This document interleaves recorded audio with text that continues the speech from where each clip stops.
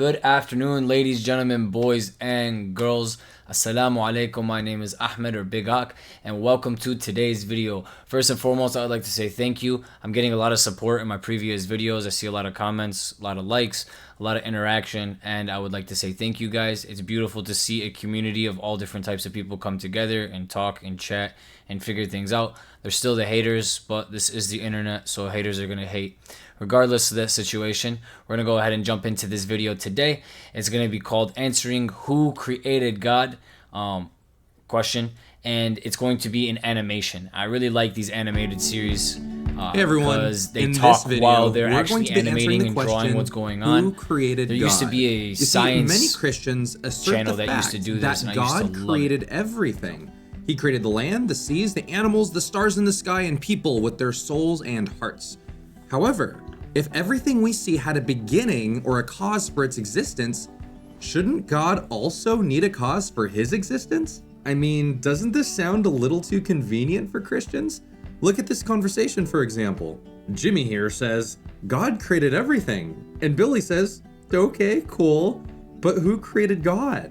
And Jimmy's response, well, everything needs a cause for its existence, but not God, because he was always there. And that doesn't sit well with a lot of people. It doesn't. It seems as though some This is an amazing Christians question. shut This is off one of my their favorite mind questions. and stop thinking about the origin of Every life cause needs because they an effect. automatically assume God was just always there. So in an effort to dive into this topic and provide an answer to both Christians and skeptics, we will be answering the question, who created God, through 3 points. Point number 1, in order for people to exist, something needs to be eternal.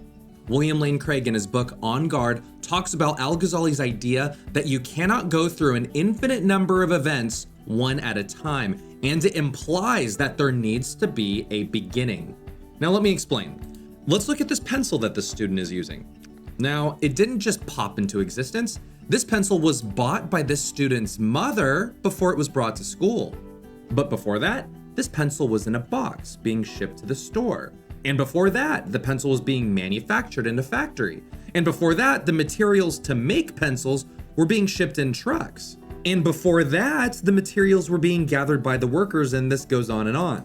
The idea is that these events are like dominoes. And in the same way that one domino hits another domino and so on, these events cause the next event to happen until the pencil eventually gets to the student using it at school. Now, instead of pencils, let's look at the Christian God of the Bible. Now, someone may ask, well, who created God? And for the sake of building an argument, let's just say that the Christian God and Jesus were created by a greater God. So let's call this God, God 2. So God 2 created Christian God. Nice, problem solved. But actually, another question arises. Well, that's a problem, because who created God 2 then? Who then created God 2? Exactly. Well, actually, the answer's pretty easy. God 3 obviously Then created God 4, God 2. then God 5, then and God this 6. creates a bigger And now we got Zeus, and Ares, and Hercules, and Poseidon. problem. Because if everything needs a cause for its existence, then us as people could never exist. Yep. Why? Let's look at ourselves, the existence of people, as being a domino. And the Christian God who created us, he's the domino before us. And God 2 is the domino before Christian God, and God 3 is before God 2, and so on. Now, if everything always needed a cause for its existence, then there would be an unending or infinite number of dominoes. And if there was an infinite number of dominoes, we couldn't be here because nothing could ever begin. Yeah, it doesn't make sense. And for people who believe in the Big Bang Theory, this is still a problem. Because let's just say that the Big Bang does happen, the question still arises, how did it start? How did the required materials needed for a Big Bang to happen Where the atoms and the protons and the neutrons And even if come they from? did get there, how did those materials get there? Awesome. No, the very fact that we are here and alive is proof that someone or something was eternal, Because if everything needed a cause for its existence, then there would be an infinite number of events that would need to happen in order for us to get here. Yep. And if there was an infinite number of events before us, things could never begin. Therefore, in order for us to be here, there needed to be a starting force to push down the first domino. Point number 2, the universe can't be eternal.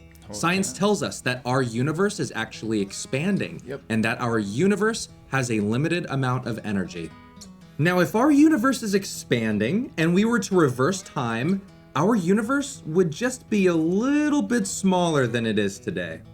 And if we rewinded time over and over again, we would eventually be at a place where the universe started at a single point. In addition to that, think of the energy that's being used in the universe as a fuel tank to a car. If right now our fuel tank is half empty, then there needed to be a time in which the tank was actually full.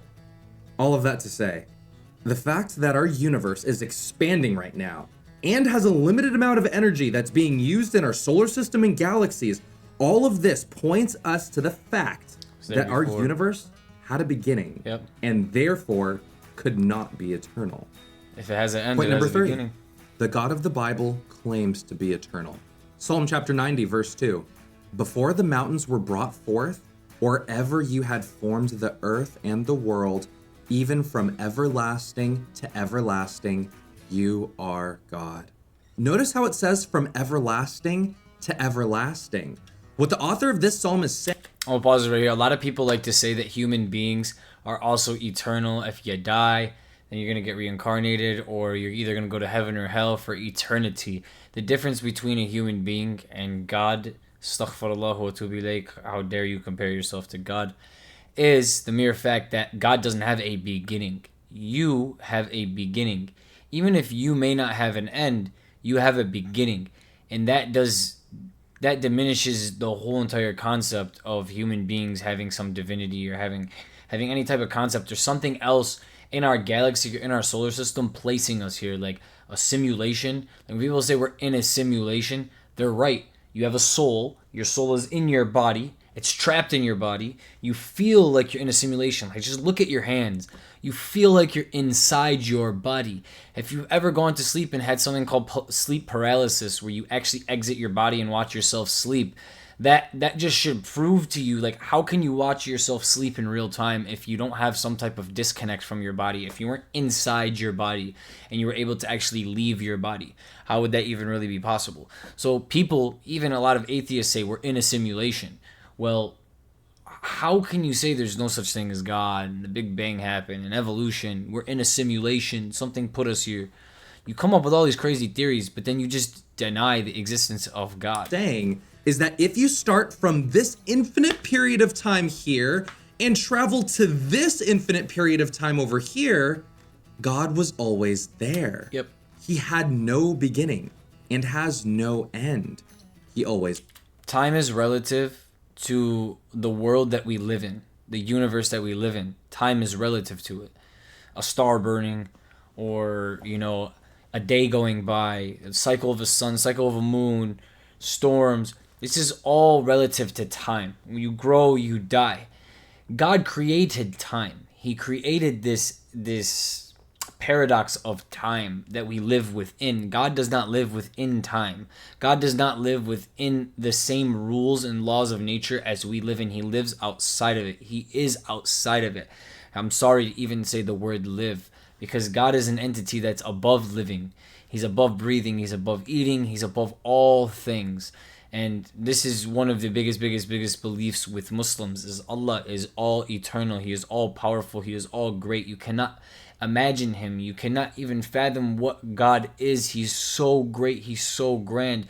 God gives us qualities that he has, like all eternal, right? All knowing. These are qualities that nothing on the planet has. No human, no bug, no atom, no neutron. Nothing has the amount of information that God has. He's all knowing. He's all eternal. So these are qualities of God. But just because God has certain qualities, that does not mean that someone gave him those qualities. Was, always is, and always will be. They're above us. You see, for people who ask the question, who created God? They need to know that the God of the Bible is eternal in nature, which means that time doesn't apply to him because he is the God who created time and is therefore timeless. Awesome. And the Bible further explains that we as Christians are able to receive everlasting life in God because our God is eternal and capable of giving eternal life through Jesus. So to conclude, to answer the question, who created God, I would consider these 3 points. Point number 1, in order for people to exist, something needs to be eternal. Point number 2, the universe can't be eternal. And point number 3, the God of the Bible claims to be eternal. For people who disagree, I would ask, what do you believe is eternal? How do you think we came to be here on earth? And why do you believe that? For me, I believe that God is eternal and that he created people and that he wrote down his words in the Bible so that we can know him and hear this simple message. Jesus loves you.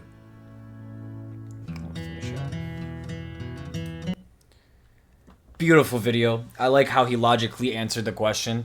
That's kind of why I wanted to watch this video, is because we got a logical answer, we got a logical breakdown, and it got drawn out. So it was actually very, very, very beneficial, because this has nothing to do with necessarily, this isn't a belief concept. This isn't, oh, I'm going to argue Christianity, I'm going to argue Islam, I'm going to argue God from a ideological standpoint. This is more of a rational standpoint. This is us questioning, answering those questions with rationality, with true logical answers. This isn't really us saying, oh, because faith, because I believe that.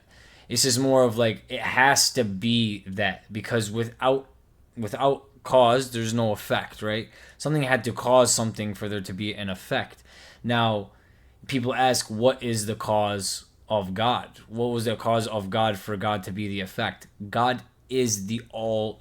He is the cause. There is no effect when it comes to God. God is the main cause of everything. There is no effect behind God. There's no cause of God. God is the cause of everything else. He's the cause of the creation. He's the cause of the universe. How can you try to conceptualize or functionalize something that created you, right? Like the iPhone is never going to be able to conceptualize Steve Jobs, the person who created this microphone that I'm talking into, right? The HyperX microphone. The microphone, even if it becomes conscious, it's never going to be able to conceptualize what is even happening, or like how it even got here. How did it even get here? What am I made out of? I'm made out of these parts. Okay, what else is made out of these parts? What happens, like, you're not going to be able to conceptualize what is outside of your rules or laws of your nature, right? Like, you live within a specific nature, you have specific instincts, you have a specific mind process, and something created that. How do you expect to conceptualize or understand something that is above that? So it's an awesome video. I really like seeing it drawn out. I really like logical claims and logical points when you talk to people from a logical standpoint, because God's not going to give us things that don't make sense. When something doesn't make sense and it starts breaking your mind, God's not going to give you something and tell you to believe something that doesn't make sense logically. Something is going to have to make sense logically for you to actually believe it, right? Because that's how God created you. God created you to rationalize with the world around you, to question things. And after you question those things, to find the answer, not just to take whatever as a fact and run with it. That's a big problem with our society today, and the internet today, is people just grab whatever they want, quotes, and pick off internet, and they just take it and they absorb it, and they just say, okay, that's the truth, I'll take that, that's the news, that's how it's working. But that's not really how it works at all. You need to understand why you're questioning what you're questioning, and then find out why that is. And God's not going to give you religion and say, pray to me and do these things for me, and then he's not going to give you proof, or he's not going to give you rulings, or he's not going to, you know what I'm saying? It's going to have to logically and conceptually make sense to the human mind for you to be even able to do it. So people who believe in God and worship God, they do it because it logically makes sense, not because they just blind faithfully believe in it. But anyways, guys, awesome video today. This was a really cool one. Like I said, it was logical. It got drawn out. It was very, very good for us to conceptualize it and see it. And it was a good discussion. If you guys liked the video, leave a like. Leave your comments down below. And let me know what you guys thought. And until we see you in the next one, Assalamu alaikum and peace out.